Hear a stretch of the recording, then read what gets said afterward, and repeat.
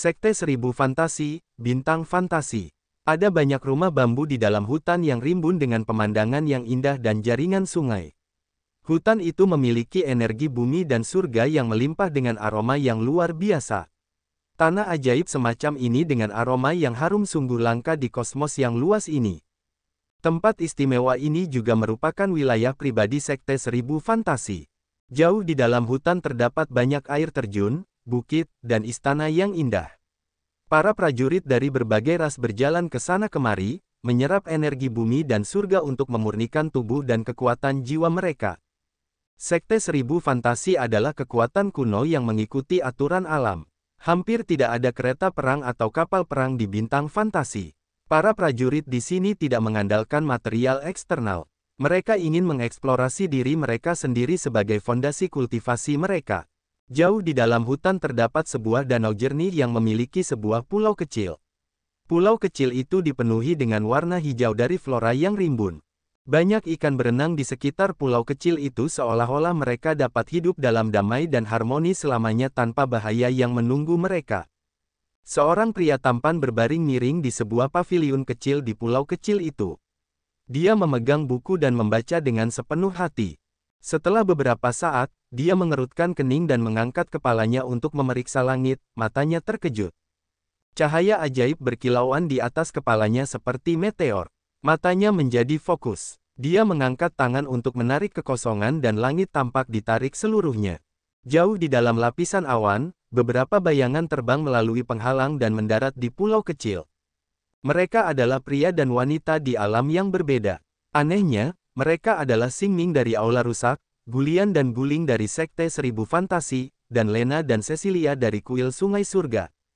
Selain mereka, ada pria dan wanita lain. Pria itu kekar dengan rambut seperti landak. Dia tampak kaku dan mengenakan kostum prajurit yang kasar. Ada debu di pakaiannya. Rupanya, dia bukan pria yang terlalu memperhatikan penampilannya. Namun, Xing Ming dari Aula Rusak begitu hormat berdiri di sampingnya. Pria ini adalah Caesar, kepala aula yang terkenal dari Aula Rusak. Dia terkenal karena hasratnya terhadap seni bela diri. Dia telah mendedikasikan seluruh hidupnya untuk seni bela diri. Dia tidak menyukai wanita atau kekayaan. Dia juga tidak mempermasalahkan hal-hal kecil. Dia telah menghabiskan seluruh hidupnya untuk mempelajari dan memahami kekuatan bumi dan surga. Caesar adalah penerus ayahnya. Ayahnya adalah mantan Hall Master Broken Hall. Sebelum meninggal, dia telah menunjuk Caesar sebagai Hall Master yang baru. Meskipun dia mewarisi posisi kepala balai dari Balai Rusak, dia tidak terlalu peduli dengan masalah-masalah di Balai Rusak. Balai Rusak terdiri dari banyak balai yang lebih kecil. Dia tidak peduli dengan urusan mereka kecuali Balai Rusak menghadapi bahaya. Baru saat itulah dia melangkah keluar dan menyelesaikannya. Meskipun Caesar malas mengurus urusan Balai Rusak, para pemimpin balai-balai kecil di bawah Balai Rusak selalu lebih menghormatinya daripada ayahnya. Itu karena Caesar benar-benar kuat dan seni bela dirinya dapat melindungi reputasi Balai Rusak. Ketika yang lain memasuki alam abadi, itu jauh lebih singkat daripada waktu yang dibutuhkan ayahnya. Dia jauh lebih kuat daripada ayahnya. Dia adalah ahli terkuat di Balai Rusak dan dia masih menjadi lebih kuat. Tidak ada yang bisa menjadi saingannya. Selama dia mengintimidasi, meskipun Caesar tidak peduli dengan Balai Rusak, yang lain tetap menghormatinya. Tidak ada yang punya nyali untuk memprovokasi dia. Selain Caesar, ada wanita lain. Wanita ini tampak anggun dan lembut. Dia tampak sangat mirip dengan Lena. Dia memang lembut dan dewasa. Dia adalah saudara perempuan Lena, Master Kuil Sungai Surga, Lorraine. Ling Xiang, kamu telah tenggelam dalam keindahan alam selama bertahun-tahun. Apakah wilayahmu telah berkembang lebih jauh? Pakaian Lorraine tidak berharga atau mewah. Pakaiannya sederhana dan elegan. Dia berkata dengan santai setelah mereka tiba. Ling Xiang mengenakan pakaian Qian. Dia adalah Master Sekte dari Sekte Seribu Fantasi. Caesar, Master Aula Rusak, mengenakan pakaian rami yang sederhana. Lorraine, Master Kuil Sungai Surga, mengenakan gaun yang elegan. Sepertinya mereka telah mencapai tahap di mana mereka telah kembali ke kebenaran dengan pola pikir alami. Ling Xiang tersenyum tipis dan meletakkan bukunya. Oh, tidak semudah itu. Dalam beberapa tahun terakhir, aku telah berkultivasi secara pertapa di ujung alam semesta sendirian. Aku telah mengirimkan emosiku ke gunung dan sungai untuk menjaga jiwaku tetap sehat dan jernih. Aku telah melakukan banyak upaya untuk mempertahankan wilayahku dan tidak membiarkannya turun. Namun, sangat sulit untuk berkembang lebih jauh. Master Aula Rusak Caesar mengangguk, suaranya kasar dan jantan. Di wilayah kami, tidak ada gunanya hanya mengolah dan menggunakan pelet atau ramuan roh. Setelah bertahun-tahun, aku telah menghancurkan altar jiwaku berkali-kali untuk menjadi manusia fana untuk mengalami peristiwa pahit dan masam dalam hidup. Aku bisa merasakan wilayahku sedikit berubah, tetapi aku belum menemukan cara untuk menerobos lagi. Caesar mendesah dan menatap langit berbintang yang luas, merasa sedikit putus asa. Aku tidak tahu bagaimana dia mengolah. Ketika Caesar menyebut dia, semua orang terdiam seolah-olah ada gunung besar yang diletakkan di hati mereka, rasanya begitu berat hingga mereka harus terengah-engah. Tahun itu, kami belum mencapai alam abadi. Guru dan ayah kami telah bergabung dalam pertempuran itu. Sebagian besar dari mereka terbunuh. Banyak prajurit harus menguburkan jasad mereka di sana. Aku mendengar dari guruku bahwa setelah pertarungan yang mengerikan itu, pria itu telah menunjukkan bahwa dia layak menyandang gelar prajurit pertama. Meskipun jiwanya hancur dan tubuhnya hancur, dia masih ada sampai sekarang. Lorraine, Master Kuil Sungai Surga, mendesah dalam-dalam. Mereka semua memiliki wajah yang tegas dan mengerutkan kening, tenggelam dalam kenangan masa lalu mereka. Mereka terdiam untuk waktu yang lama. Tahun itu, ayah dan guru kami beruntung mendapatkan sepotong jasadnya. Mereka mewariskannya kepada kami sampai sekarang. Mereka berharap agar kami dapat menggunakan jasadnya untuk mempelajari energi yang tidak diketahui itu. Sudah 10.000 tahun, apakah Anda sudah mendapatkan hasil panen? Sementara Ling Xiang berbicara, sebuah kotak muncul di tangannya yang terbuat dari giok penenang jiwa harum surgawi dan mirip dengan kotak yang dimiliki oleh Presiden Kamar Dagang Tsunami. Caesar dan Lorraine memasang wajah yang rumit ketika mereka mendengarnya. Pikiran mereka berkelebat dan kotak yang sama muncul di tangan mereka. Keduanya terbuat dari batu giok penenang jiwa harum surgawi. Lorraine mendesah dan menatap Lena yang berdiri di sampingnya. Kami telah mencoba setiap metode yang kami tahu untuk memecahkan misteri jenazahnya untuk mendapatkan kekuatan itu. Sayangnya, kami selalu gagal. Ada beberapa kali kami hampir terbunuh. Dia menatap Ling Xiang dan Caesar. Karena kalian telah berlatih sepanjang hidup kalian, apakah kalian pernah menemukan hal-hal baik? Pernahkah kalian merasakan sedikit energi misterius ini? Caesar memasang wajah muram, alisnya saling bertautan saat dia menggelengkan kepalanya. Tidak ada. Aku juga, kata Ling Xiang sambil mengerutkan kening. Gulian, Xingming, dan Lena hanya mendengarkan dan tidak ikut campur dalam pembicaraan mereka. Hingga saat ini, Lena merenung sejenak dan kemudian berkata akhirnya, tahun itu, guru-guru dan ayah kita telah mengumpulkan jasadnya. Selama 1000 tahun hingga hari ini, klan dewa telah menguasai dunia. Dan sekarang, kekuatan haus darah memiliki buah genesis. Penerus mereka telah muncul dan mengalahkan Haik. Lautan bintang yang telah tenang selama 10.000 tahun akan bergejolak lagi. Kita harus punya pilihan. Petik 2 titik. Pilihan. Ling Xiang berbalik dan melihat cakrawala dan kemudian danau dengan ikan yang berenang. Mengapa kita harus memilih? Mengapa 4 makhluk besar yang memiliki hak untuk mengikuti kompetisi untuk menaklukkan dunia ini harus memilih satu sisi? Mengapa kita harus memilih satu sisi sepanjang waktu?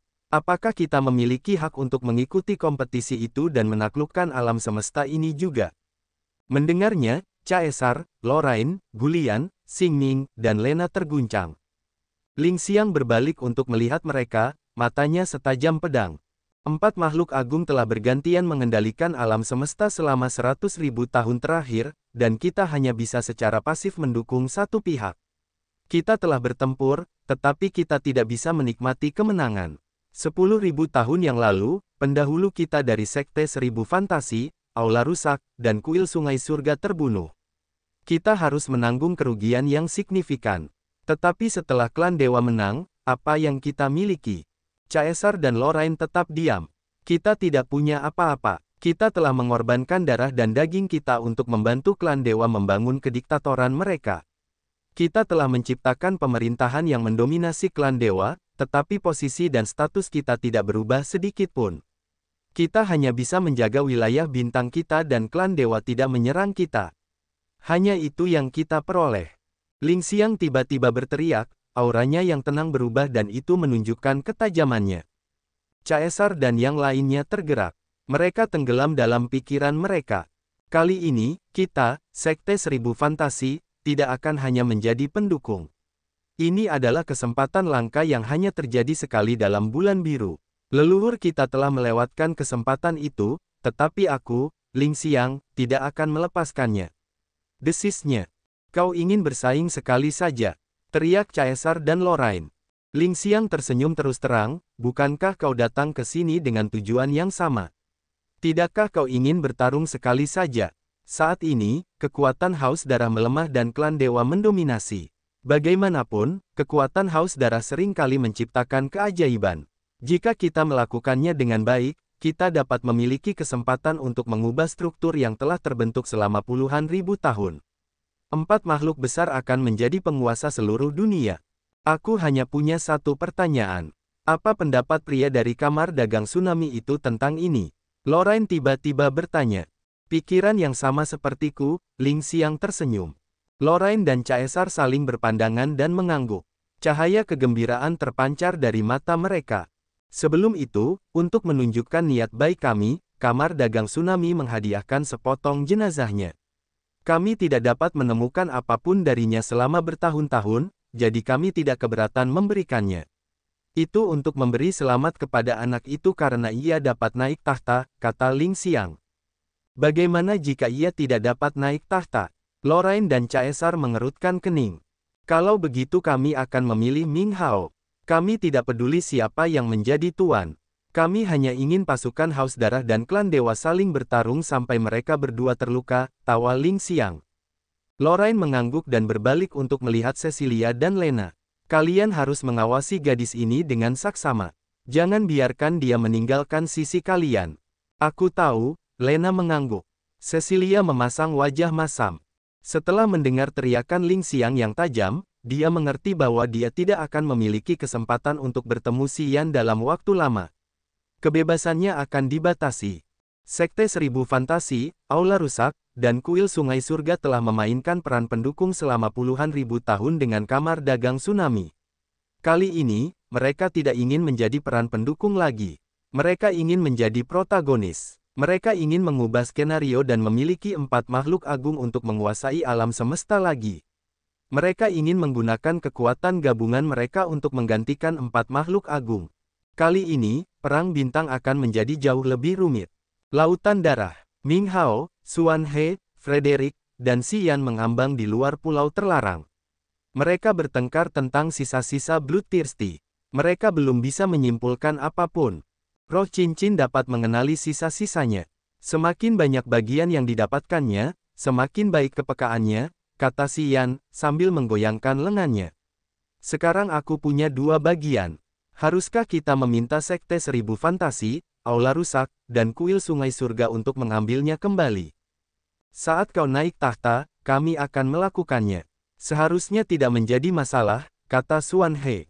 Naik tahta. Mata gelap Ming Hao tampak dingin saat dia berkata, aku tidak setuju. Apa yang harus dia lakukan untuk naik tahta? Jika 5 kepala suku setuju bahwa dia akan menjadi master, dia akan menjadi master yang baru terpilih. Saat Shenro, Lao Luo, dan Bru masih hidup, kami telah memastikan hal ini. Kau juga ada di sana. Apakah kau berencana untuk tidak mengikuti protokol itu?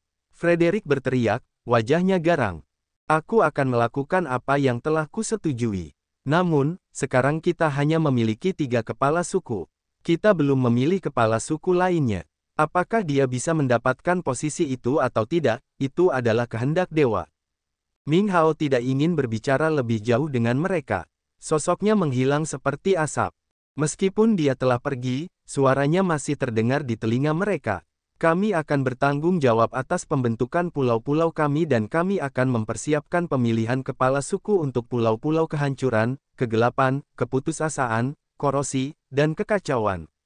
Aku akan melakukannya, Frederick mengangguk kepada Si Yan dan kemudian menghilang. Xuan He tersenyum dan menjelaskan, kami membutuhkan 5 kepala suku untuk mengakuimu. Itulah caramu bisa menjadi master berikutnya. Tentu saja, Frederick dan aku akan setuju. Thor dan Benton akan bersaing untuk posisi kepala suku kegelapan dan korosi. Mereka berada di langit kedua alam dewa yang baru mulai. Seharusnya itu bukan masalah besar bagi mereka. Xuan He dengan hati-hati menjelaskan kepada Si Yan protokol yang telah mereka setujui tahun itu. Dia juga menyebutkan Kaisar Yang Tian. Jika dia bisa menjadi kepala pasukan keputusasaan, selesai sudah urusan kita. Tapi ada seorang pria di alam dewa awal dalam kelompok kekuatan keputusasaan. Dia bukan prajurit Frederick atau milikku. Kami pikir dia mengikuti Ming Hao. Kekuatan keputusasaan Upanishad. Mata Si Yan berbinar. Dia menyeringai, ayo pergi ke pulau itu. Aku punya metode untuk membantu kakek buyutku mendapatkan posisi kepala. Xuan He terkejut saat dia menatap Si Yan lalu mengangguk. Hebat. 2 aliran cahaya berkelebat dan jatuh di pulau keputusasaan. Pulau ini memiliki lusinan prajurit yang mengolah kekuatan keputusasaan Upanishad. Kaisar Yang Tian adalah salah satunya. Dia berdiri di sudut terjauh pulau dan memperhatikan seseorang yang jauh darinya. Matanya berbinar dengan hasrat bertarung. Orang itu adalah anggota klan tanda hantu dengan tato berwarna biru kehijauan yang menutupi seluruh tubuh dan wajahnya. Dia tampak muram dan menyeramkan. Dengan basis kultivasi langit pertama alam dewa yang baru mulai, dia memberi orang perasaan putus asa dan kesepian yang aneh dengan vitalitas yang lemah.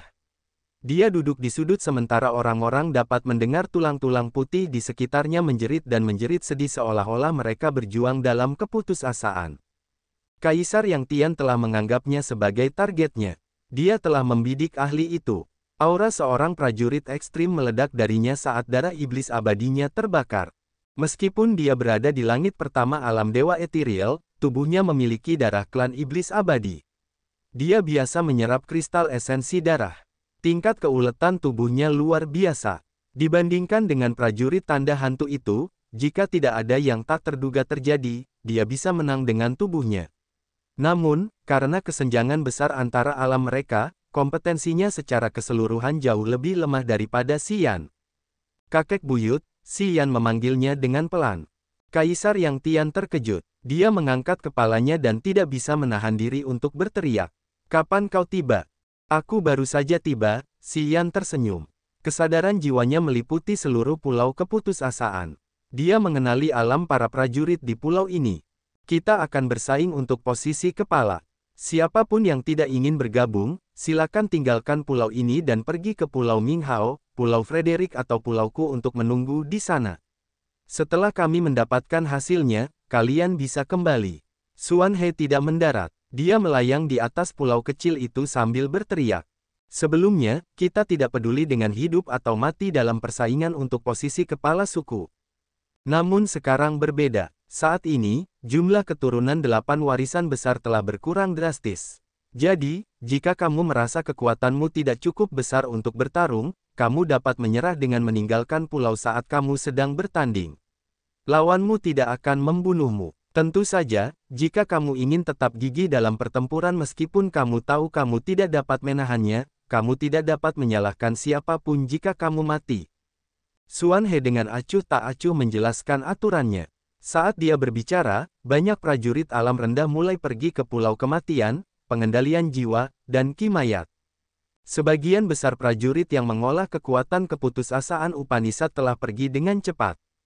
Setelah Xuan He selesai memperkenalkan aturan, hanya ada 5 prajurit yang tinggal termasuk Kaisar Yang Tian di langit pertama alam dewa ethereal, alam terendah, 3 langit ketiga alam dewa ethereal, dan ahli tanda hantu di langit pertama alam dewa incipient. Ketiganya di langit ketiga alam dewa ethereal berencana menggunakan fitur magis kekuatan keputusasaan Upanishad untuk melompati alam dan mengalahkan ahli itu untuk mendapatkan posisi pemimpin.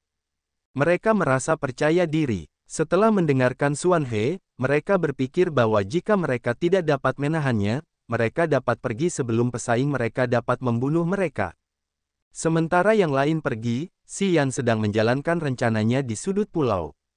Setelah berbicara dengan Kaisar Yang Tian sebentar, dia memintanya untuk duduk dan bersantai untuk menerima kekuatan dari Shenrou. Kaisar Yang Tian segera mengikutinya. Begitu Kaisar Yang Tian duduk bersila, roh cincin mengirimkan fluktuasi energi yang luar biasa. Inti dari kekuatan Shenrou Upanishad yang telah dikumpulkan oleh roh cincin sebelumnya telah berubah menjadi aliran energi yang mengalir di kepala Kaisar Yang Tian dan memasuki altar jiwanya. Kaisar Yang Tian mengangkat kepalanya untuk melihat Xuan He. Dia mengedipkan mata padanya untuk memberi isyarat agar dia memanfaatkan sedikit waktu lagi. Xuan He mengangguk sedikit. Dia juga melihat kepala Kaisar Yang Tian dan merenung. Setelah beberapa saat, Xuan He tampak kesal saat dia mendesah. Dia bisa merasakan aura Shenrou dari aliran energi itu. Meskipun Shenrou, kepala pasukan keputusasaan, sangat ekstrim dan aneh, ia memiliki persahabatan yang baik dengan Xuan He. Karena aura dari Shenrou begitu murni dan ajaib, aura itu memberitahunya satu hal, Shenrou benar-benar telah pergi. Meskipun ia tahu Shenrou telah jatuh untuk waktu yang lama, ia tidak dapat memastikannya. Namun hari ini, melihat tingkat awal Shenrou dan aliran energi dari kekuatan Upanishad dan energinya, ia merasa sedih. Tepat pada saat ini, suara Ming Hao muncul. Kapan kita akan mulai? Setelah suaranya berhenti, ia muncul di samping Xuan He dan berkata, aku telah mengatur pulau kekacauan dan pulau kehancuran dengan benar. Ketika kita bertiga memberi isyarat, persaingan untuk posisi kepala akan dimulai. Frederick telah selesai dengan Pulau Kegelapan dan Pulau Korosi. Kami menunggumu. Salam, dermawanku, ahli tanda hantu yang telah memejamkan matanya selama ini tiba-tiba berkata. Ia berdiri dan menyambut Ming Hao. Ming Hao menyipitkan matanya dan mengangguk sedikit. Berusahalah sebaik mungkin untuk mendapatkan posisi kepala suku. Kau akan membalas budiku dengan cara itu. Berusahalah. Baku tidak akan mengecewakan harapanmu, kata yang lain dengan hormat. Xuan He membungkuk untuk melihat pria itu, mendengus, lalu berkata, hampir siap. Kau memiliki rencana awal. Sepertinya kau ingin Baku menjadi kepala suku keputusasaan. Ming Hao tidak mengubah raut wajahnya. Bukankah kau dan Frederick telah mengatur agar Benton dan Thor bersaing untuk posisi kepala suku Korosi dan Kegelapan? Jika kau dapat mengatur hal seperti itu, aku juga dapat melakukan hal yang sama. Mari kita lihat rencana siapa yang lebih baik. Dia melirik Xian dengan dingin, matanya tidak yakin. Dia kemudian melihat cincin pembuluh darah. Setelah itu, tubuhnya berkelebat dan dia meninggalkan pulau itu. Energi keputusasaan terpancar dari Kaisar Yang Tian dengan bergejolak seolah-olah dia telah tenggelam ke dalam lautan keputusasaan yang luas. Wajahnya tampak buas saat dia berjuang menahan rasa sakit. Jiwanya tampaknya telah meninggalkan ikatan tubuhnya. Xian berdiri di sampingnya untuk menjaganya. Matanya yang dingin menatap tajam keempat ahli lainnya yang mengolah Upanishad kekuatan keputusasaan. Kecuali Baku yang tidak mengubah wajahnya, tiga ahli lainnya di puncak alam Dewa Ethereal terkejut. Mereka memandang Kaisar Yang Tian dan merasa sedikit waspada terhadapnya. Mereka telah menyadari bahwa fluktuasi energi yang paling indah dan menakutkan dari kekuatan keputusasaan adalah miliknya. Fluktuasi energi semacam ini telah mencengkeram pikiran mereka dan menundukkan Upanishad kekuatan keputusasaan mereka. Itu adalah ketakutan yang dirasakan orang-orang ketika mereka melihat para ahli di alam yang lebih tinggi. Mereka memejamkan mata untuk merasakan. Mereka takut, jadi mereka memutuskan bahwa ketika kompetisi dimulai, mereka akan melakukan yang terbaik untuk menghindari Kaisar Yang Tian. Cahaya ajaib keluar dari mata Xuan He. Dia mengangguk pelan. Sekarang, ketika dia melihat Kaisar Yang Tian, dia menaruh rasa hormat pada prajurit itu. Setelah beberapa saat, Kaisar Yang Tian meraung seperti binatang buas, darah iblis abadi mendidih di tubuhnya. Dia terbangun, matanya merah seperti darah. Dia menarik napas dalam-dalam untuk menenangkan diri dan berkata kepada Xian, tidak apa-apa sekarang. Xian menatapnya dan mendapati bahwa dia masih berada di langit pertama alam dewa halus. Namun, fluktuasi energi darinya benar-benar luar biasa dan masih meningkat. Sepertinya dia menyatu dengan kekuatan yang luar biasa. Setelah setiap detik, dia menjadi lebih kuat. Apakah kamu butuh lebih banyak waktu? Kata Xian. Tidak perlu, Kaisar Yang Tian menggelengkan kepalanya dan menyeringai dengan arogan. Jika aku punya lebih banyak waktu, pertempuran tidak akan sulit lagi. Itu akan hambar. Pada saat ini, wilayah dan kekuatanku belum menyatu sepenuhnya. Aku dalam situasi yang buruk. Bertarung dalam kondisi seperti itu benar-benar menyenangkan, loh. Itu akan memuaskanku. Si Yan terkejut. Baiklah. Dia melayang ke langit, melayang di samping Xuan He dan berbicara kepadanya. Kita bisa mulai sekarang. Melangkah lebih jauh, dia menemukan bahwa para kandidat untuk posisi kepala di Pulau Kegelapan, Pulau Kehancuran, Pulau Kekacauan, dan Pulau Korosi sedang menunggu dalam diam. Mereka semua memiliki aura yang brutal. Mereka siap bertarung dan menumpahkan darah mereka untuk posisi kepala. Fei Lan dan Leona tinggal di dekat Pulau Korosi dan Pulau Kegelapan dan menunggu dengan khawatir. Orang-orang yang mereka cintai akan segera bertanding di sana. Ming Hao, Frederick, kita bisa mulai sekarang. Xuan He tiba-tiba berteriak, suaranya menembus awan darah seperti guntur yang bergema di atas pulau-pulau di lautan darah. Ming Hao dan Frederick berteriak kembali kepadanya. Dalam teriakan mereka seperti auman naga atau harimau, lautan darah mulai bergolak. Banyak pusaran di langit mulai berputar. Teriakan mereka tampaknya mengaktifkan beberapa formasi ajaib yang mengubah lautan darah. Lautan darah mendidih. Awan merah gelap turun dari langit seperti kain katun yang menutupi 5 pulau tulang. Tempat kompetisi untuk posisi kepala suku akan segera dimulai. Setelah 5 pulau termasuk keputusasaan, kehancuran, kegelapan, korosi, dan kekacauan tertutup, selaput merah muncul dan menyegel ke-5 pulau itu. Selaput itu memiliki aliran energi yang cepat bergerak seolah-olah telah menarik energi dari lautan darah. Si Yan fokus mempelajarinya, matanya menunjukkan keterkejutannya. Dia tidak tahu dari bahan apa selaput merah itu terbuat, tetapi itu adalah penghalang khusus. Itu tampak nyata di luar energinya yang terkondensasi dan berbentuk. Itu adalah selaput naga bertanduk berlapis baja hitam. Ia memiliki energi khusus untuk menciptakan formasi pertahanan. Naga bertanduk berlapis baja hitam adalah makhluk kuat yang berasal dari suku monster surgawi. Selaput mereka sangat kuat. Itu adalah bahan yang paling cocok untuk menciptakan formasi. Ketika kekuatan haus darah masih mendominasi, kami biasa mengumpulkan begitu banyak jenis bahan berharga di dunia. Suku monster surgawi telah menawarkan selaput ini kepada kami. Xuan He menjelaskan kepadanya saat dia melihat Si Yan tampak penasaran. Jangan remehkan selaput ini. 8 kepala suku telah mengukir kekuatan Upanishad yang telah kita pahami. Selaput ini adalah penghalang yang telah kita buat untuk berjaga-jaga jika klan dewa menyerang tanah suci. Kecuali seseorang yang telah mencapai langit kedua atau ketiga alam abadi mencoba merobek selaput ini, itu hanya mimpi. Langit kedua atau langit ketiga alam abadi. Cahaya aneh melesat keluar dari mata Si Yan saat dia menatap Xuan He. Alam mana yang kamu, Frederick, dan Ming Hao miliki? Di kosmos ini, ada berapa banyak ahli abadi? Alam abadi adalah alam tertinggi yang diketahui Si Yan. Berada di alam abadi seperti berdiri di alam puncak. Tidak banyak ahli yang telah mencapai alam ini di lautan bintang yang luas ini. Sampai sekarang, dia hanya mengenal naga Azure binatang suci dan tim Xuan He.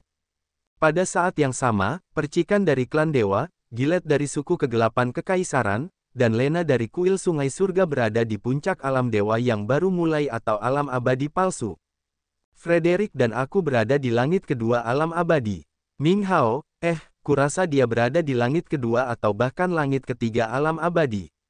Ming Hao telah menyembunyikan tubuh aslinya selama bertahun-tahun dan dia jarang menunjukkan dirinya. Jika pulau terlarang itu tidak mengalami keributan, dia tidak akan datang ke sini menggunakan jiwanya. Aku tidak dapat menilai alam dan basis kultivasinya jika aku tidak dapat melihat tubuh atau jiwanya. Xuan He menjelaskan, dewa-dewa klan dewa berada di langit ketiga alam abadi tahun itu. Untuk membunuh tuan kita, tubuhnya dihancurkan dan jiwanya rusak parah. Asal benua kuno yang diserapnya juga dihancurkan. Sudah bertahun-tahun dan dewa-dewa belum muncul. Kurasa dia belum sembuh. Tapi sekarang, aku tidak yakin di alam mana dia berada. Bagaimanapun, 4 Raja Surgawi Agung, 4 bawahannya, berada di alam yang sama dengan kita. Mereka setidaknya berada di langit kedua alam abadi. Petik 2. Binatang suci naga biru dari suku monster surgawi juga berada di langit kedua alam abadi. Tapi karena kau mendapatkan buah Genesis yang telah mengubah Grace Mainland, dia akan memiliki kesempatan untuk mencapai langit ketiga alam abadi. Para prajurit dari suku kegelapan kekaisaran. Sementara mereka berbicara, persaingan untuk posisi kepala suku di 5 pulau telah dimulai. Untuk merebut posisi kepala suku, para kandidat dari 8 pasukan Bloodthirsty Force telah melepaskan Ethereal Extend dan Incipient Extend mereka dan menciptakan medan energi magnet. Penghalang luar biasa yang terbuat dari selaput naga bertanduk berlapis baja hitam mendapat beberapa sentuhan dari tim Xuan He. Ketika penghalang itu menutupi pulau-pulau, penghalang itu hanya membiarkan para prajurit keluar dari tempat itu tetapi tidak bisa masuk lagi. Setiap kali mereka keluar dari penghalang, itu berarti mereka telah menyerah dalam persaingan. Orang-orang terakhir yang berdiri di pulau-pulau itu adalah para pemenang dan kepala suku yang baru. Bagaimana dengan suku kegelapan kekaisaran? Xian mengangkat alisnya dan bertanya. Ketika Xuan He berbicara tentang suku kegelapan kekaisaran, dia berhenti sejenak, wajahnya canggung. Kepala suku kegelapan kekaisaran saat ini adalah seorang wanita bernama Adele. Dia adalah adik perempuan Ming Hao. Wanita itu dan aku dulu memiliki waktu yang rumit. Audrey adalah putrinya dengan seorang bangsawan biasa dari suku kegelapan kekaisaran. Dia tidak layak disebut, tetapi alam Adele tidak rendah. Dia berada di langit kedua alam abadi. Suku kegelapan kekaisaran memiliki 2 ahli alam abadi lagi kurasa. Termasuk Ming Hao, kita tidak bisa mengabaikan kekuatan suku kegelapan kekaisaran. Xuan He ragu-ragu dan kemudian menjelaskan dengan senyum enggan. Xian memasang wajah canggung. Meskipun Xuan He tidak mengatakannya dengan jelas, melalui ekspresi wajah dan sikapnya, Xian tahu bahwa Xuan He dan Adele dulunya memiliki hubungan khusus. Jelas, Xuan He telah melepaskan romansa mereka, jadi Adele telah memilih bangsawan biasa dari sukunya sebagai balas dendam. Mungkin perselisihan antara Xuan He dan Ming Hao terkait dengan ini. Xuan He tidak mengatakannya dengan jelas karena dia masih memiliki simpul di hatinya. Xian mengamati Xuan He dan tersenyum, "Precursor, aku yakin kamu adalah pria terhormat tahun itu." Xuan He adalah pria tampan berwajah jahat dengan gaya dan selera. Dia pastilah pilihan para wanita saat dia masih muda. Pada saat yang sama, dia adalah kepala kematian dengan kekuatan nyata. Xian berasumsi bahwa hidupnya benar-benar berwarna dengan banyak wanita cantik. Tahun itu, Adele adalah putri dari suku kegelapan kekaisaran. Tentu saja, dia adalah karakter yang sombong. Xuan He telah membuka hatinya. Mereka dulu memiliki cinta yang dalam dan romantis, jadi dia tidak ingin Xuan He bertindak gegabah. Dia ingin dia setia padanya. Namun, Xuan He adalah pria yang santai. Mungkin, dia tidak tahan dengan ikatan Adele jadi dia langsung memilih untuk melepaskan bunga yang indah ini untuk memeluk seluruh semak bunga. Saat pikiran melintas di kepalanya, Xian membayangkan kejadian di masa lalu dan seringainya menjadi lebih aneh. Xuan He batuk sedikit dan berbicara dengan ironis. "Yah, tahun itu, aku sudah mengabaikan semua pengendalian diri. Karena itu, aku telah menimbulkan dendam di mana-mana. Jika guru tidak memberiku kekuatan kematian Upanishad, aku pasti sudah terbunuh sejak lama." "Precursor, kau memang ganas," Xian menilai dia sepenuh hati. "Yah, kau juga tidak buruk." Xuan He tersenyum santai, "Aku telah memperhatikanmu diam-diam selama bertahun-tahun. Perilakumu dalam aspek ini mirip denganku tahun itu. Tapi kau memang memiliki cinta. Kau tidak dapat berjalan melewati 100 semak tanpa ada sehelai daun menempel di tubuhmu. Yah, kau tidak dapat dibandingkan denganku tahun itu. Tahun itu, aku tidak kekurangan wanita yang sangat cantik dan aku telah berganti pasangan sepanjang waktu. Aku akan memberitahumu ini." Nama Xuan He memiliki arti yang unik di hati para wanita saat itu. Xuan He tidak merasa malu dan dia menyeringai. Ketika dia mengingat masa lalunya yang gemilang, wajahnya tampak sombong. "Precursor, kau eksotis. Kau dikejar-kejar dan hampir terbunuh karena hubungan cinta." "Aku benar-benar yakin," kata Xian, matanya aneh. Wajah setengah baya Xuan He memerah dan dia melambaikan tangannya. "Tidak, kita seharusnya tidak membicarakan topik ini lagi. Selain kita, klan dewa, suku monster surgawi, dan suku kegelapan kekaisaran, para pemimpin sekte 1000 fantasi, aula rusak, dan kuil sungai surga juga telah mencapai alam abadi. Namun, mereka telah mengalami terobosan dalam 10.000 tahun terakhir, jadi alam mereka tidak tinggi. Langit pertama alam abadi. Ya, dan Presiden Kamar Dagang Tsunami. Pria ini benar-benar misterius dan tersembunyi. Dia pasti berada di alam abadi, tetapi aku tidak yakin langit yang mana. Xuan He mengerutkan kening dan berkata, "Yah, begitulah situasi umumnya. Para ahli yang dapat mencapai alam abadi adalah yang terbaik dari yang terbaik di lautan bintang yang luas ini." Dia menatap pulau keputusasaan di bawah mereka. Ketika matanya tertuju pada Kaisar Yang Tian, matanya menjadi lebih terang dan lebih dalam. Kakek buyutmu memiliki potensi untuk menerobos ke alam abadi. Dia seharusnya menjadi kepala pasukan keputusasaan. Dalam beberapa aspek, dia dan Shenrou mirip seperti benda yang dibentuk dari bahan yang sama. Kemudian, Xuan He berhenti dan mendesah, "Di mana kamu menemukan jasad Shenrou?" Xian tahu, jadi dia tidak ingin menyembunyikannya. Di cekungan ruang angkasa yang kacau. Memang, Xuan He mengangguk, dia telah pergi ke celah ruang angkasa untuk menemukan jasad guru. Dia tidak kembali sejak saat itu. Kurasa dia telah mengubur dirinya di sana.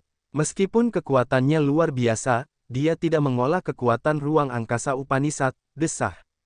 Xuan He tiba-tiba terdiam. Xian membungkuk dan tidak berkata apa-apa.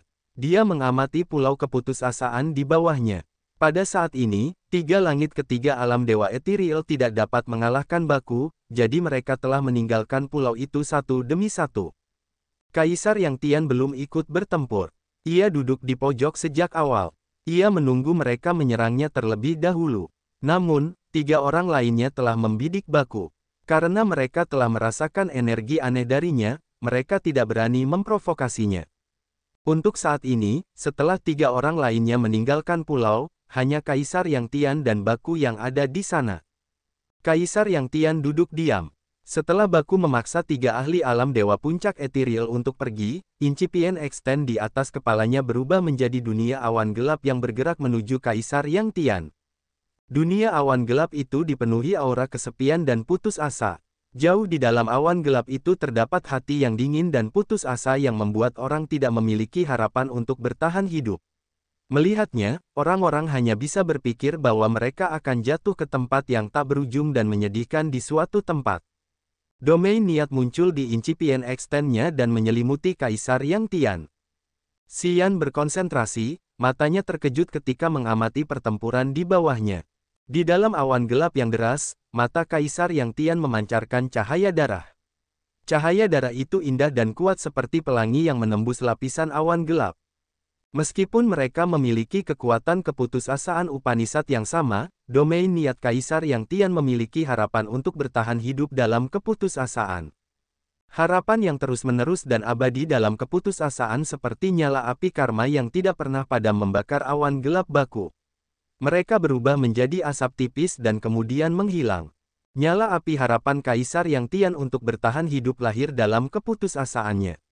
Meskipun tidak ganas, ia membawa kekuatan tanpa akhir seolah-olah tidak akan pernah padam tetapi tetap keras kepala dan menari. Cahaya terang bersinar di mata Xuan He. Dia mengangguk dan menilai, kekuatan keputusasaan Upanishad yang telah dipelajari dan dialami kakek buyutmu adalah kekuatan keputusasaan Upanishad yang sebenarnya. Kekuatan keputusasaan Upanishad Baku hanya memiliki kesepian dan keputusasaan. Keputusasaan semacam ini bukanlah kebenaran dari Upanishad ini. Fitur yang paling menakjubkan, namun menakutkan dari kekuatan keputusasaan Upanishad adalah harapan abadi di dalam keputusasaan. Harapan itu adalah fitur yang paling kuat dan paling hebat dari kekuatan keputusasaan Upanishad. Itu adalah inti dari kekuatan yang membantu prajurit menantang orang lain di alam yang lebih tinggi. Baku telah melangkah di jalan yang salah di jalan kekuatan keputusasaan Upanishad. Dia bukan saingan kakek buyutmu. Ya, aku bisa melihatnya. Baku tidak memiliki harapan. Dia putus asa. Itu bukan kekuatan sebenarnya dari Upanishad ini. Meskipun kekuatan Tuhannya lebih berlimpah, pemahamannya tentang kekuatan itu terlalu rendah. Pada akhirnya, dia akan kalah dalam pertempuran ini, Xian juga menyimpulkan. Dia bisa merasakan kekuatan dan energi Kaisar Yang Tian meningkat setiap menit setelah dia menerima esensi Shenrou. Pertarungan dengan baku seperti kesempatan untuk memadamkan palu besi Kaisar Yang Tian. Wilayah kekuasaannya jelas meningkat. Kecuali baku bisa membunuhnya seketika, baku ditakdirkan untuk kalah.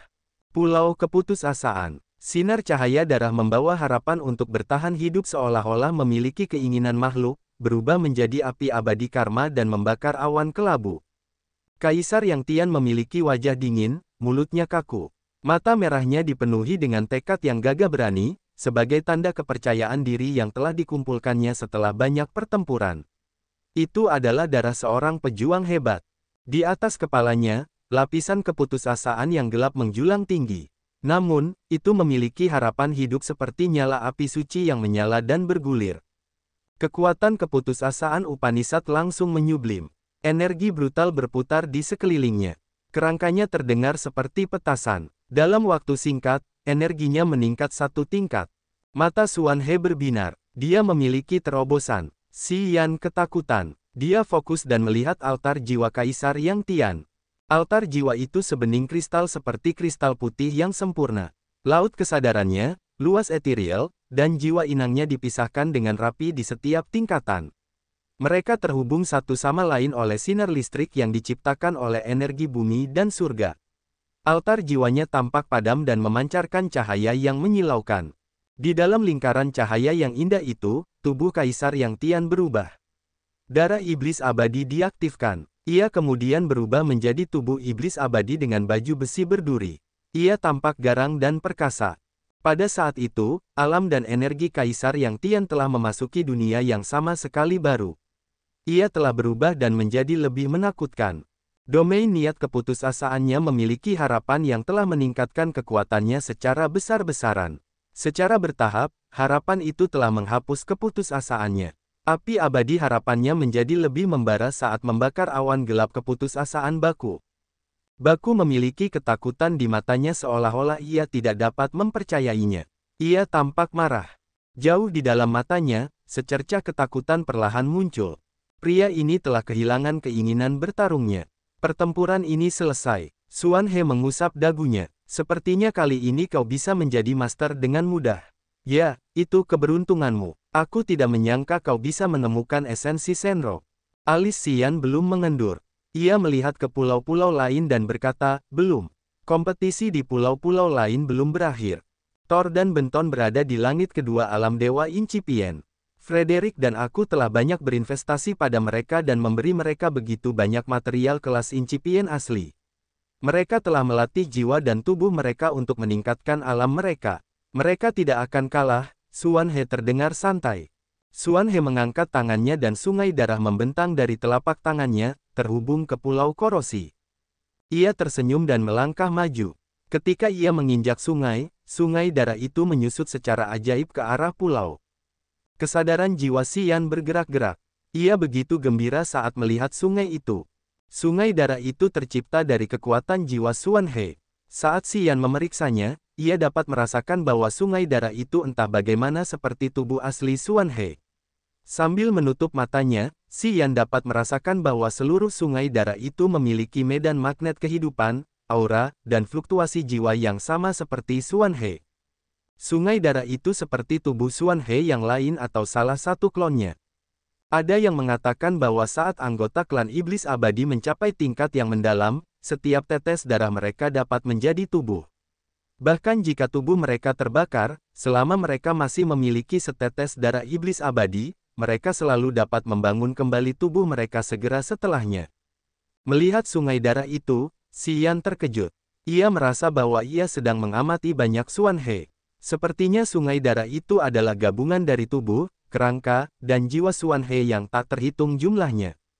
Karena beberapa asumsi, tubuh Xian berkilau seperti cahaya bintang dan berubah menjadi meteor yang jatuh di Pulau Korosi, berdiri di samping Xuan He.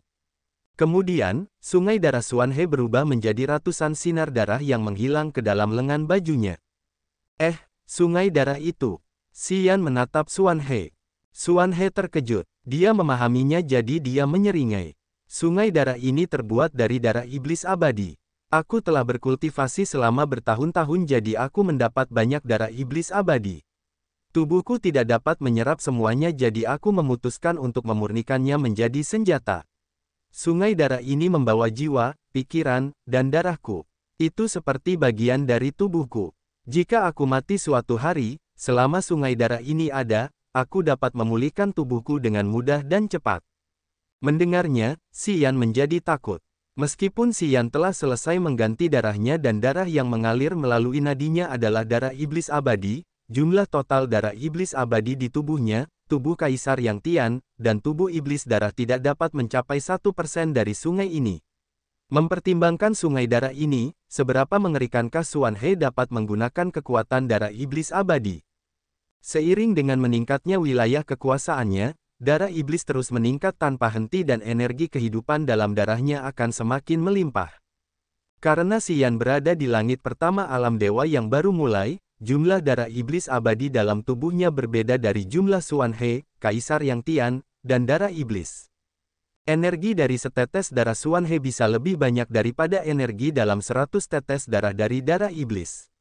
Karena seluruh sungai ini terbuat dari darah iblis abadi, energinya lebih dari sekadar mengguncang bumi. Saat kau mencapai alam abadi, kau bisa memiliki kehidupan abadi dan waktu tak terbatas untuk berkultivasi. Kemudian, kau bisa menciptakan darah sebanyak yang kulakukan. Xuan He tertawa dan menepuk bahunya. Kau penerus guru. Jika kau bisa mencapai alam abadi, pencapaianmu pasti akan melampaui pencapaianku. Yang kau butuhkan hanyalah waktu. Xian terdiam. Ia mengatakan yang sebenarnya. Saat Xian mengolah kekuatan melahap Upanishad, ia bisa mengubah ki esensi dan altar jiwa orang mati menjadi energinya untuk memperkuat dirinya. Ia masih muda. Selama ia punya cukup waktu, ia akan mencapai level Xuan He cepat atau lambat. Ia bahkan bisa menjadi lebih kuat dari Xuan He dan menjadi eksistensi tak terkalahkan yang bisa dibandingkan dengan haus darah. Tiba-tiba, Xuan He mengubah wajahnya dan menatap pulau gelap, wajahnya menjadi gelap. Xian menatap pulau itu dan mengerutkan kening. Thor, ayah Leona, ada di sana. Thor adalah ahli yang telah diatur dan dilatih Frederick dan Xuan He untuk bersaing memperebutkan posisi kepala kekuatan gelap. Menurut Xuan He dan Frederick, Thor memiliki alam tertinggi di antara para ahli yang mengolah kekuatan kegelapan Upanishad, langit kedua alam dewa yang baru lahir. Xuan He mengira Thor pasti akan menang. Namun, situasinya tidak seperti yang mereka harapkan. Pulau Kegelapan adalah tempat di mana orang-orang bahkan tidak bisa melihat jari-jari mereka sendiri. Hanya ada dua medan magnet kehidupan di pulau itu sekarang. Satu adalah Thor dan yang lainnya milik ahli yang menantangnya untuk posisi kepala. Dia dipanggil Randolph. Pria itu memiliki basis kultivasi langit pertama alam dewa yang baru lahir. Dia berasal dari daerah bintang yang jauh yang belum pernah didengar oleh siapapun sebelumnya. Xuan He dan Frederick tidak memiliki informasi apapun tentang prajurit ini. Ordo Kekaisaran Darah telah membawa Randolph ke sini dari daerah terpencil. Karena dia hanya memiliki langit pertama alam dewa yang baru lahir, Xuan He dan Frederick tidak berpikir bahwa dia bisa menjadi ancaman bagi Thor. Tapi sekarang, dalam kegelapan yang pekat, medan magnet kehidupan Randolph lebih kuat daripada Thor. Xuan He dan Frederick merasa aneh. Mereka melayang di atas pulau kegelapan. Leona tetap tinggal di sana sepanjang waktu untuk mengamati pertempuran itu. Pada saat ini, bekas luka menakutkan di wajahnya berkedut, membuatnya semakin menakutkan. Dia sangat khawatir. Melihat Xuan He dan Frederick, dia sedikit membungkuk kepada mereka. Ketika mereka memulai pertarungan, pulau itu belum diselimuti kegelapan. Begitu ayahku dan Randolph mengaktifkan kekuatan kegelapan Upanishad mereka, pulau itu tertutup. Tapi pria itu memiliki sesuatu yang aneh. Yang dia maksud adalah Randolph. Dia telah mengamati dan menemukan bahwa ketika Randolph bertarung dengan yang lain, dia telah menunjukkan kemampuan biasa sebagai seorang prajurit langit pertama dari alam dewa yang baru mulai, tidak ada yang aneh padanya saat itu. Namun, setelah ayahnya mengalahkan beberapa kandidat dan hanya menyisakan dia dan Randolph di pulau itu, Randolph kemudian mengumpulkan kekuatan kegelapan dan menyelimuti seluruh pulau hanya dalam satu tarikan napas. Tepat setelah itu, medan magnet kehidupan Randolph melonjak dengan menakutkan. Saat mata orang-orang tertutup, Randolph tampaknya telah mengaktifkan beberapa energi tak dikenal yang telah meroketkan kekuatannya hanya dalam sekejap mata. Energi yang dilepaskannya jauh lebih banyak daripada Thor di langit kedua alam dewa yang baru lahir. Dalam kegelapan, dia telah menaklukkan Thor dengan liar. Akhirnya, dia menang. Saat Leona menjelaskan, Xian tiba. Dia melepaskan kesadaran jiwanya untuk merasakan sejenak lalu berkata, Randolph telah merangsang energi hidupnya untuk meningkatkan energinya.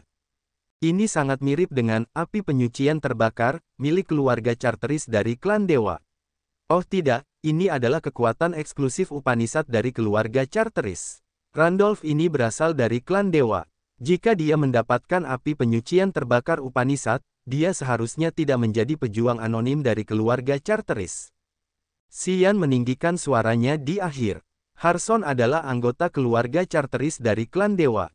Dia ekstrim dan liar. Dari beberapa aspek, Harson lebih menakutkan daripada Hyde. Cara mereka membakar darah dan tubuh mereka untuk meningkatkan energi mereka dapat mendinginkan hati orang-orang. Teknik rahasia yang digunakan Randolph secara teknis adalah api penyucian terbakar, kekuatan eksklusif Upanishad dari keluarga Charteris. Kegilaan ini adalah yang dulu dimiliki Harson. Jadi, menurutmu itu aneh? Tiba-tiba, Ming Hao, kepala pengendali jiwa, muncul seperti hantu. Dia berbicara, suaranya ironis dan dingin. Yah, Gru, mantan kepala kekacauan juga dari klan dewa, bukan? Ketika pasukan Haus Darah kita merekrut, kita tidak peduli dengan ras mereka. Untuk saat ini, aku memiliki seseorang yang bekerja untukku di dalam klan dewa. Mengapa anggota klan dewa tidak dapat mengikuti kompetisi untuk menjadi kepala? Ming Hao menatap pulau kecil yang tertutup kegelapan dan berkata dengan acuh tak acuh, jika Gru bisa menjadi kepala kekacauan, mengapa Randolph tidak bisa? Kalian harus tahu bahwa Randolph adalah keturunan Gru. Sebelum Gru mengikuti tuan kita, dia adalah seorang jenius dari keluarga Charteris. Karena Randolph adalah cicitnya, tidak mengherankan jika dia mengetahui kekuatan Upanishad keluarga Charteris. Ledakan, asap hitam mengepul keluar dari pulau itu. Setelah asap menghilang, tubuh Thor yang terluka muncul. Tubuh Thor berlumuran darah. Namun, dia tampak kelelahan. Namun, begitu dia tertembak, dia tidak berpikir dan langsung menuju ke pulau gelap sekali lagi. Namun, pulau ini hanya memungkinkan para prajurit untuk keluar dan tidak bisa masuk lagi. Saat dia menerobos penghalang, kulitnya langsung pecah-pecah dan tubuhnya hampir hancur. Thor tampak gelisah dan enggan. Ia menggertakkan giginya dan mencoba menyerang penghalang itu sekali lagi. Bekas luka di wajah Leona berkedut. Ia mengepalkan tinjunya, kuku-kukunya yang tajam menancap di telapak tangannya saat berdarah. Matanya tertuju pada Suan He dan Frederick, memohon kepada mereka dalam diam. Suan He dan Frederick bersikap acuh tak acuh, tatapan mata mereka yang dingin tak berperasaan. Sepertinya mereka berpikir bahwa karena Thor gagal, wajar saja jika ia bunuh diri. Karena Ming Hao dapat mengetahui identitas Randolph dengan jelas, jelaslah bahwa Randolph ada di pihaknya. Ming Hao telah mengatur prajurit ini. Xian menatap Ming Hao lalu ke Suan He dan Frederick. Dia sedikit terguncang. Menurut Suan He, mereka hanya mengatur Thor dan Benton karena mereka pikir mereka berdua dapat mengambil posisi kepala pasukan kegelapan dan pasukan korosi. Dengan dua suara dari mereka dan dua dari Suan He dan Frederick, mereka dapat memastikan bahwa Xian memiliki setengah dari kepala yang mendukungnya. Namun, Ming Hao memang berada di level yang lain. Tanpa Kaisar Yang Tian sebagai wajah baru dan esensi Shenrou, Baku akan menjadi kepala keputusasaan yang baru. Kepala pasukan penghancur dan pasukan kekacauan yang baru akan mendengarkan Ming Hao juga. Dengan Randolph yang baru saja menggantikan Thor, Ming Hao telah mengalahkan Suan He dan Frederick. Pada saat ini, Xian tampak serius saat dia menatap Ming Hao. Dia akhirnya menyadari bahwa Ming Hao layak memegang posisi terdepannya di Cortege of Eight. Terlepas dari apakah Suan He dan Frederick mengakuinya atau tidak, kapasitas dan tindakan Ming Hao berada satu tingkat lebih tinggi dari mereka. Setelah persaingan untuk posisi kepala suku ini, Xian dapat melihat dengan jelas bahwa Ming Hao, orang yang tidak menaruh perhatian padanya dan tidak membiarkannya naik tahta, tidak akan pernah membiarkannya menjadi tuan baru dengan mudah. Xian secara naluriah berbalik dan menatap Kaisar Yang Tian dan Benton yang mengolah Upanishad kekuatan korosi. Dia hanya bisa berharap Benton bisa menang karena Kaisar Yang Tian pasti akan menang. Jika Benton menang dengan Xuan He dan Frederick, setidaknya Xian akan memiliki setengah dari kepala suku yang mendukungnya. Jika Benton juga gagal, Xian akan memiliki 5 kepala suku yang menolaknya naik tahta. Kemudian, dia akan kehilangan cincin pembuluh darah haus darah. Menurut protokol yang telah ditetapkan oleh rombongan 8 tahun itu, dia harus mengembalikan cincin pembuluh darah dan bahkan warisan Upanishad kekuatan melahapnya. Itu berarti dia akan dibunuh. Ledakan. Saat wajahnya tampak muram dan merenung, Thor membenturkan kepalanya ke selaput naga bertanduk berlapis baja hitam itu lagi. Gambar-gambar rumit pada selaput itu bersinar dan melepaskan energi serangan balik seperti air pasang. Tulang-tulang Thor retak saat energi itu menghantamnya. Thor kini berdarah dan dia hampir cacat. Namun, Xuan He dan Frederick tidak mengatakan apapun. Thor menuju ke selaput itu tanpa takut mati. Dia mencoba melewati penghalang itu untuk melawan Randolph sekali lagi. Xian telah mendengar dari Xuan He bahwa kecuali dia ahli di alam abadi yang mendalam, dia tidak akan pernah bisa merobek atau menghancurkan selaput ini karena itu adalah pertahanan yang telah mereka siapkan untuk melawan serangan klan dewa. Mereka tahu seberapa kuat pertahanan selaput itu. Melihat Thor menerobos penghalang dan energi tandingan dari membran, semua orang tahu bahwa Thor tidak bisa menghancurkannya. Ming Hao tidak berkata apa-apa lagi. Dia memperhatikan pemandangan itu dengan muram, mulutnya melengkung kasar dan dingin. Puluhan prajurit yang mengolah 8 warisan besar dari kekuatan haus darah tersebar di sekitar dan menonton. Tidak ada yang berbicara. Mereka semua menatap Thor dan melihatnya menguras energinya dan terus membenturkan kepalanya ke penghalang. Mereka semua menutup mulut. Telapak tangan Leona berdarah karena kukunya telah menancap ke dalam daging di sana. Bekas luka di pipinya berkedut seperti ular aneh. Dia menatap Xuan He dan Frederick. Napasnya menjadi berat. Cahaya dari matanya begitu ganas seperti gunung berapi yang akan meletus. Xuan He dan Frederick masih acuh tak acuh. Mereka tidak menempatkan Leona di mata mereka. 10.000 tahun yang lalu, keduanya telah membasahi tangan mereka dengan darah. Bagaimana mungkin kedua hati yang dingin dan tidak berperasaan itu memiliki belas kasihan? Mereka telah menginvestasikan banyak upaya dan materi untuk melatih Thor dengan harapan bahwa ia akan menang dan menjadi kepala kekuatan kegelapan. Hari ini, Thor dikalahkan dan itu membuat mereka marah. Mereka telah memberinya hukuman mati dalam pikiran mereka. Mereka bermaksud untuk melihatnya bunuh diri di sini. Amarah yang tertahan di hati Leona telah mencapai batasnya. Akhirnya, amarah itu meledak. Ia tidak peduli di mana ia berada. Ia tidak peduli bahwa Xuan He dan Frederick telah diam-diam setuju bahwa Thor harus bunuh diri. Setelah berteriak seperti teriakan hantu, ia menyerbu ke arah Thor seolah-olah ia kerasukan. Tidak. Thor menoleh tiba-tiba, bergemuruh, mulutnya berdarah. Urat-urat hijau di dahinya pecah. Ia berteriak ketakutan. Tuan-tuan, mohon maafkan putriku. Akulah yang tidak memenuhi harapan kalian. Aku pantas mati. Tolong, mohon pertimbangkan bakat bawaan sihirnya dan ampuni nyawanya. Thor telah mengikuti Xuan He dan Frederick untuk waktu yang lama. Ia tahu betapa haus darah dan kejamnya mereka ketika mereka melawan musuh-musuh mereka. Melihat Leona bertindak melawan keinginan kedua orang lainnya, Thor menjadi ketakutan. Setelah mengatakan itu, dia menutup matanya. Altar jiwanya mulai memancarkan fluktuasi energi aneh. Tubuhnya dengan cepat membengkak seperti balon. Mata Leona hampir berdarah. Dia tahu bahwa Thor ingin meledakkan dirinya sendiri. Dia ingin menyelamatkannya, tetapi tubuhnya tertahan. Xuan He telah mengurungnya. Dia menatap Thor. Penderitaan dan keputusasaan di matanya telah mengguncang hati orang-orang. Di mata orang-orang, tubuh Thor menggelembung. Fluktuasi energi yang dipancarkan dari altar jiwanya menjadi sangat ganas. Dia akan menghancurkan dirinya sendiri setiap saat. Xuan He, Frederick, dan Ming Hao tidak peduli. Para prajurit yang mengolah 8 kekuatan Upanishad di sekitar tidak mengenal Thor, mereka tetap bersikap acuh tak acuh dan diam. Swosh, swosh. Swosh. Saat Thor hendak meledak, miliaran titik cahaya bintang jatuh padanya seperti hujan dan memasuki tubuhnya. Tubuh Thor yang menggelembung menyusut secara ajaib setelah cahaya bintang yang lembut memasuki tubuhnya. Tak lama kemudian, titik-titik cahaya bintang berputar di sekitar Thor. Noda darah di tubuhnya dibersihkan oleh cahaya bintang yang memurnikan. Melayang di atas kepala Thor adalah bintang yang bersinar yang memancarkan aura lembut dan jernih yang telah menenangkan altar jiwanya dan melindungi jiwanya. Mata Leona merah seolah-olah akan retak dalam hitungan menit, tetapi sekarang, mereka tampak bingung. Mata Ming Hao berbinar dengan cahaya dingin. Dia menatap Xian dan mendengus, kebaikan hati seorang wanita. Xuan He dan Frederick mengerutkan kening dan menatap Xian yang telah berjalan ke Thor. Mereka tidak tampak senang atau puas dengan apa yang telah dia lakukan untuk menghentikan Thor menghancurkan dirinya sendiri. Leona telah mengikutiku. Aku tidak bisa mengabaikan masalahnya. Aku tidak mengambil tindakan sebelumnya untuk melihat betapa tidak berperasaannya kalian. Aku mengerti sekarang. Xian berjalan ke arah Thor.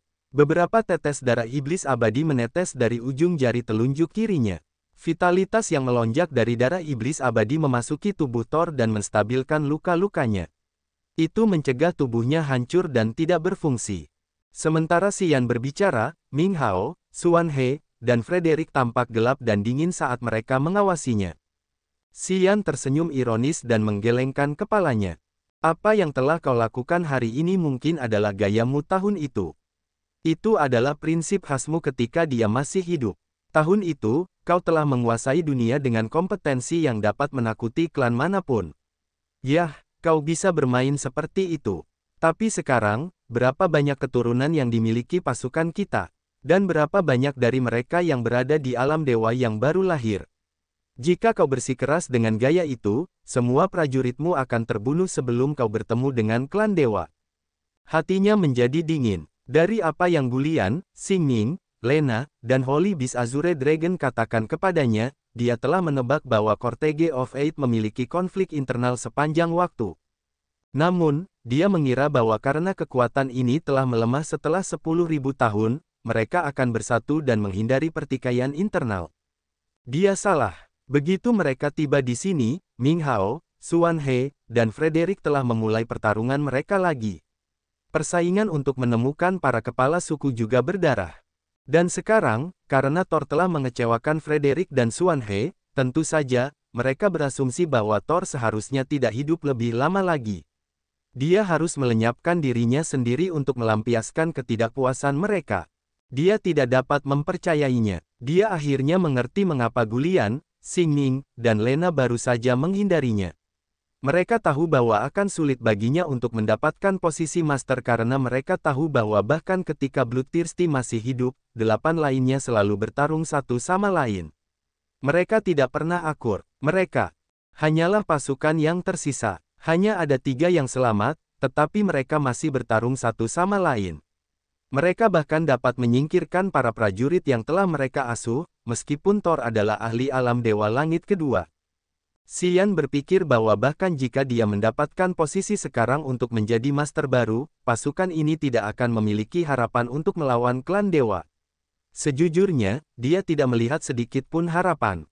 Jika 3 kepala suku Ming Hao, Xuan He, dan Frederick, tidak mengubah pendapat mereka dan pasukan ini masih memiliki perselisihan internal, Xian berpikir dia tidak boleh tinggal jika mereka tidak dapat bersatu.